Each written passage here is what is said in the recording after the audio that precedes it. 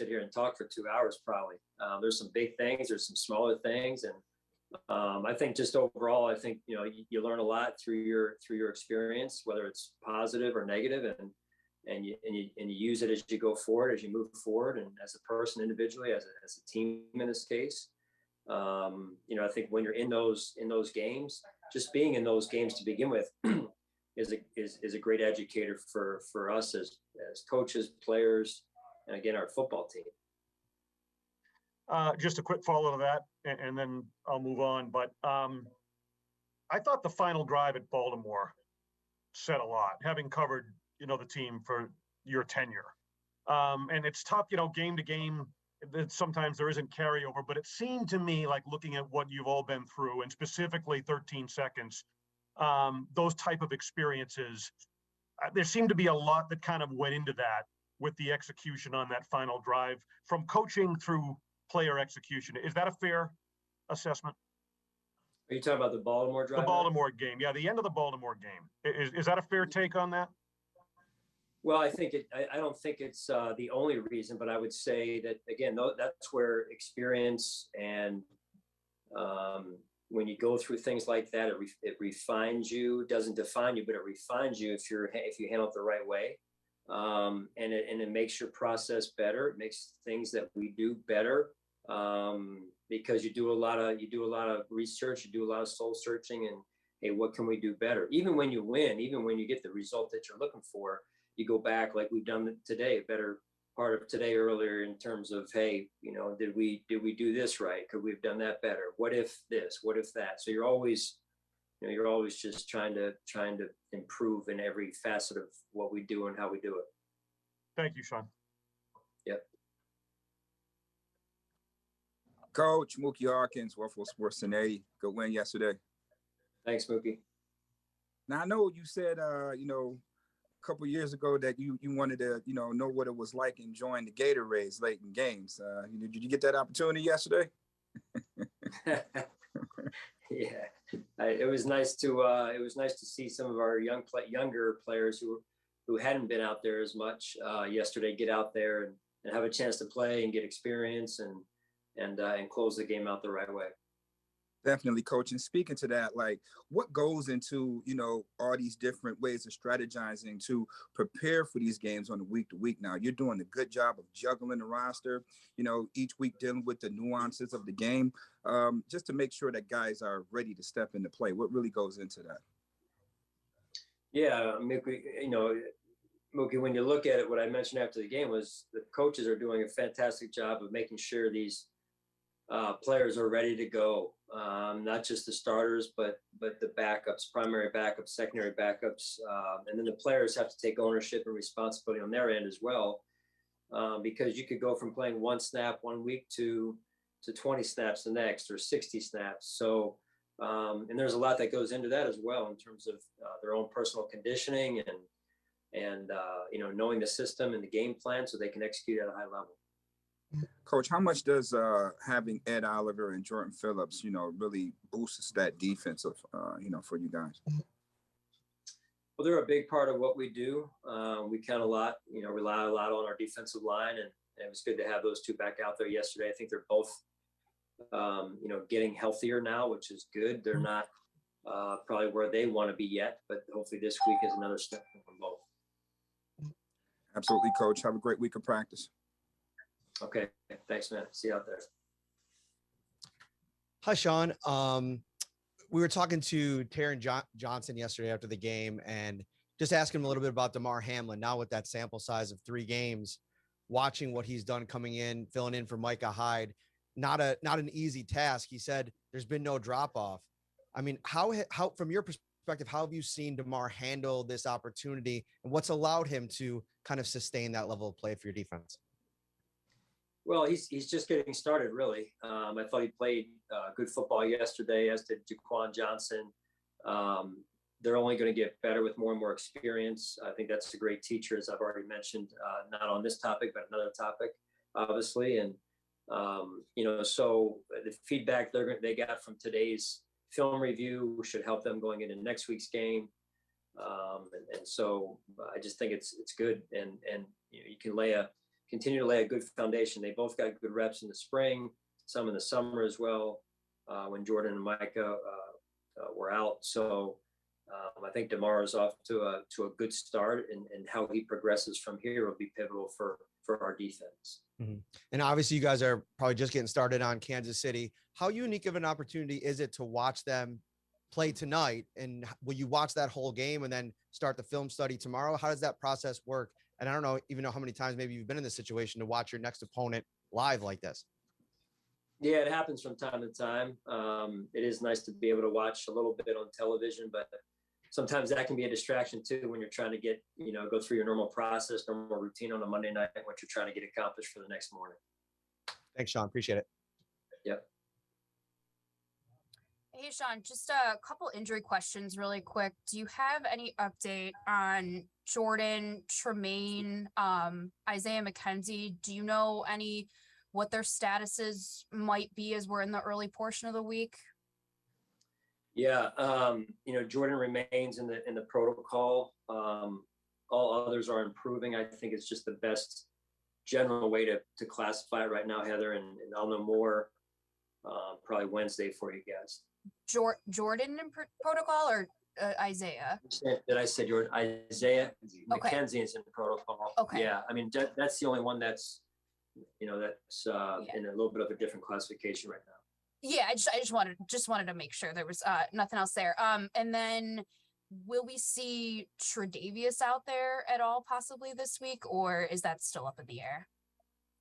Yeah, we're going to continue to take it one day at a time. He's doing a good job with his rehab. He's attacked it, and when he's ready to roll, he'll be out there. And then looking at Kair's game, I know you touched on it a little bit after the game about how sometimes you have to make sure that he enjoys the moments that he does have success. We talked to him after the game. He was really hard on himself, said I didn't play up to my potential, even though I got the pick. Just what do you see from him, from his mentality, and then just how he's handled the increased workload over the past couple weeks? Yeah, his mentality, he's very serious about what he's trying to accomplish, what he's doing out there. He takes his job seriously and a very mature approach. Very professional approach, and but you do want to be able to take a break a little bit from time to time, especially we don't get a lot of breaks during the week or the season, but when you can get those windows of time where you can push back, I think it is healthy, especially for mindset. And then it's a long season, so these rookies are they're going into a season where they haven't played for the months or the stretch of time that we're going to play this season, and so it's new. So just trying to keep it fresh, trying to get their reps so that they can get their rest and come back fresh every week. And I think he's off to a good start, and I'm sure there's some plays he wants back in yesterday's game, but he'll learn from those. Awesome. Thanks, Sean. Appreciate it. Yep. Hey, Sean Jackson over in Rochester. How are you? Good. How are you? Doing well, thanks. What'd you see from Khalil yesterday that impressed you the most? Well, I'd seen the poise before, the maturity. He's got a good feel. I mean, a lot of this we've seen in practice, right? Now the thing yesterday was he had more opportunities on the ball. The opportunities he had on the ball in the Baltimore game, he was productive as well. I thought the play down the middle of the defense, the ball that Josh threw, and then the connection play that he made with a linebacker right up in his chest was very impressive. I thought overall the receivers as a group caught the ball extremely well yesterday. Thanks. Yep. Hey, Sean, you guys have played this team so many times. I think since 2020, this is the team you've played the most, tied with the Patriots and the Dolphins. So 2 division teams. So I guess the question is kind of, when you prepare for a game like this, an opponent like this, are you preparing off of what you see them do now, or what has worked or hasn't worked for you in the past? Or is it a combination of everything? Yeah, that's a great question. It's probably a hybrid of everything. To not look at this season and what they've done this year probably wouldn't be, us doing a full evaluation like we should, and then not using what we've done against them or what they've done against us would be about the same. So I think you've got to kind of spread the canvas out a little further and go back to what they've done this year and also what they've done against us. I know that this is a very competitive sport and you guys want to win every game that you play. And I know there's been some really tough moments against this team, but in hindsight, are the Bills in a better position now because of the games they've played against these Chiefs over the last couple of years that have been so competitive and so good?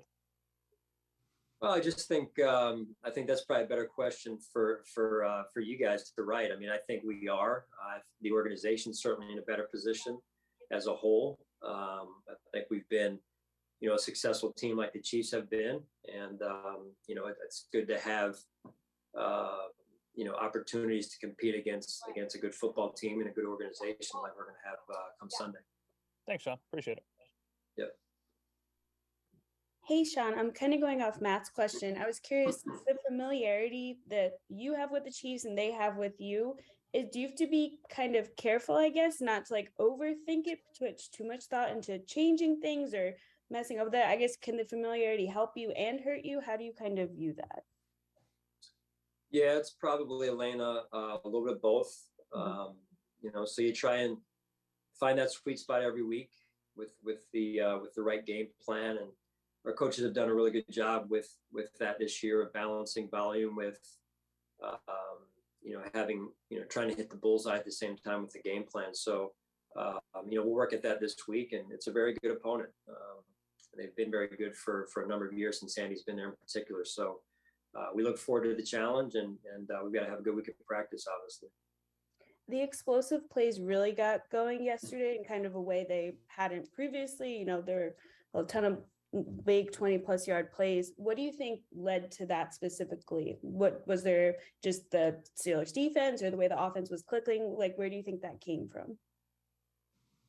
Well, I thought the game plan, again, you start there with the game plan, the details of the game plan, the players understood the details, and then the execution. You've got to be able to execute those in order to get the ball down the field like we did. And again, fundamentally, I thought, Josh put the ball in some really high level areas just in terms of the execution piece, and the receivers fundamentally made some great plays on the ball, and the tight ends as well. So that was good to see. And I'd say the same for the backs. I thought we caught the ball extremely well fundamentally yesterday, and that was good to see. And that's some of the detail we talk about. And then this is kind of off topic, but you obviously spent a lot of time with Steve Wilkes in Carolina. He was named the interim head coach there today. Just what kind of coach is he? And for you personally, knowing him, to see him get another chance to be a head coach?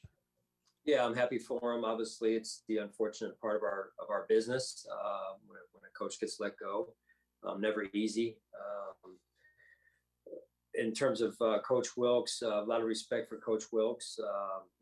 He was on the staff with me in Carolina, was our defensive backfield coach when I was the coordinator. And then I think he went on for 1 year as the coordinator, then to Arizona. So, he's had success in the different capacities he's been.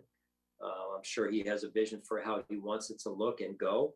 And so I'm looking forward to watching them from afar and seeing how they're going to do. Thanks. Sure. Hey, Sean, Josh Reed here. Thanks for taking a little bit of time this afternoon for us. I know we hear you talk a lot about how every year's different. It changes every year. No Tyreek Hill on the other sideline for once. Obviously you saw him already earlier this season down in Miami, but how does that change, and how have you seen that change the way Kansas City does things now? I'm probably really not far enough into the film, Josh. It's a great question, but I'm probably not far enough into the film to really answer that completely right now, because I just haven't had the time to get into it yet. But I'll have a better answer for you maybe on Wednesday. But I mean, he's an elite player, right? Tyreek is, and when you have that speed, that elite speed, timing wise, allows you to do some things. But that said, they went out and found speed too.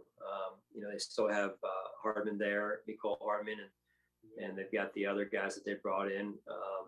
So they've got the speed, with Valdez there, and he's an elite player as well. So and then they brought in Juju as well, Andy's never going to be without weapons. He always stockpiles them, and it seems like they retool every year and make it very hard to defend, not only from a weapon standpoint, but schematically as well. All right. Thanks, Sean. And I'll circle back Wednesday. All right. I appreciate it. Thank you. Yeah. Hey, Sean, in regards to having the bye following this game, does that play into maybe how you approach guys who might be close being ready to be able to play? Obviously, everybody is going to kind of know what's at stake, and this is a big game against maybe your biggest rival right now in the NFL. But given that there would be a lot of extra time to maybe get guys right for the remainder of the season with the bye that follows, does that play into your approach with some of the guys that are banged up right now? Yeah, it's a good point. It's not off the table, that consideration. With the guys we have, we'll factor that in. With some and maybe not some others, just depending on where they're at in their return to play progression, Jay. So yeah, we do factor that in. It's just not in every situation, because not in every situation will we need to factor that in, it looks like. So I think we're in a pretty good spot with some of these guys getting healthier than they were last week. We held some guys out that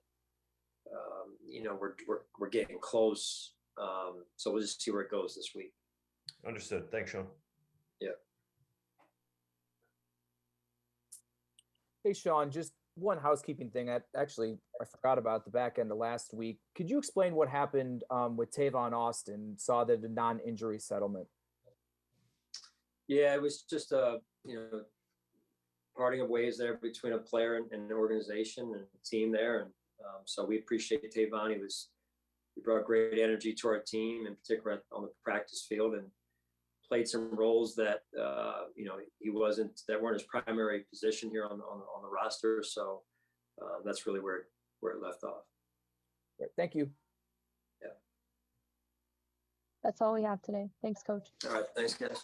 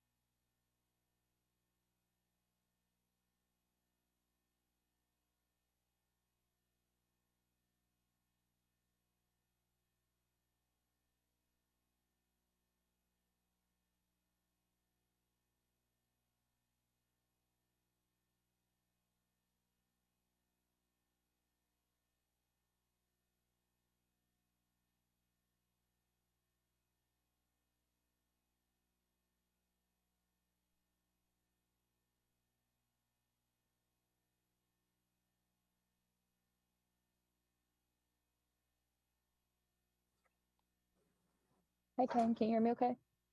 Yeah. All right, great. We'll go ahead and get started with questions. And Thad will have our first question. Hey, Ken, how you doing? Good. How are you? Good, good. Thanks for taking some time. Appreciate it.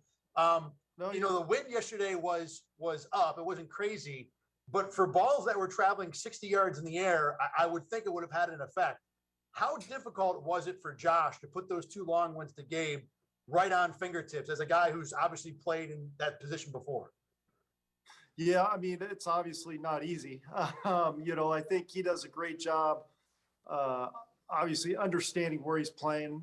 He's had to deal with this throughout his career here, just knowing the weather we get here. And so he's got a good feel of, you know, what he has to do going into the wind versus going with the wind in terms of how much to put on it, take something off it and let the wind take it a little bit. So, you know, those are things that he's got a good feel for. And it really helps us to have a guy with the type of arm strength he does to be able to do those types of things. How important was it for this offense to get a couple of one-play drives after the last couple of weeks? It was, you know, 15, 17, 20-play drives to get up and down the field, even if it's just to put it out there and show teams that, yeah, you know, we can still hit these big plays when we need to. Well, obviously, I think it helps you whenever you can incorporate big plays like that. But I think the exciting part for us is we're just going to try to do whatever we feel like we need to in order to win a game and not feel like we got to force things. And if it's there, we take it. If not, we work our progressions and trust our guys to get open and hopefully put the ball in the right spot and maximize rack. Is there any one thing yesterday that made those plays more available? No, I think it was just kind of the way the game was going, you know, how based off the call, the coverage presented it, you know, and just Josh and the receivers doing a great job. And then, you know, a lot of those, none of those things are ever really going to happen without the line blocking. So, I mean, they did a great job up front, giving him enough time to do those things. So I really think it's a combination of a lot of things when you're able to do those things. Thanks, Ken. I appreciate it. Yep, no problem. Coach Dorsey, Mookie Hawkins, Waffle Sports Cincinnati. Good win yesterday. Good. How are you? I'm good, Coach. Thanks for asking. Big day for Gabe Davis. How important was that for, you know, his growth and his overall mental toughness? No, I think it was good just to get Gabe back out there rolling again and kind of get back, obviously feeling good with where his body's at coming off that injury. So he's a warrior. He was able to fight through a lot of things and get back out there for us. And, you know, just we're going to need him going forward. We need all of our guys. So it's great to see all those guys really kind of step up and make plays. And when he was gone, those guys didn't blink and they were able to step up and do some good things for us. So I think it's really good for us to be able to be multiple and be able to have a lot of guys contribute. And, you know, so for Gabe to do that was big for us. No doubt, Coach. Levi Wallace, he was targeted a lot, you know, definitely on some of those big plays there. Was that a point of emphasis to go at him due to the familiarity and the tendency that you're accustomed to seeing? I mean, to be perfectly honest with you, not really. It's just kind of the way the game unfolded in terms of where you are on the hash and the call you're making. To be honest, we didn't really set up formations like into the boundary just to get it on him or anything like that. You know, we were just kind of we're running our offense and just kind of trusting our system. And I think that's kind of just the way the game unfolded, to be honest with you.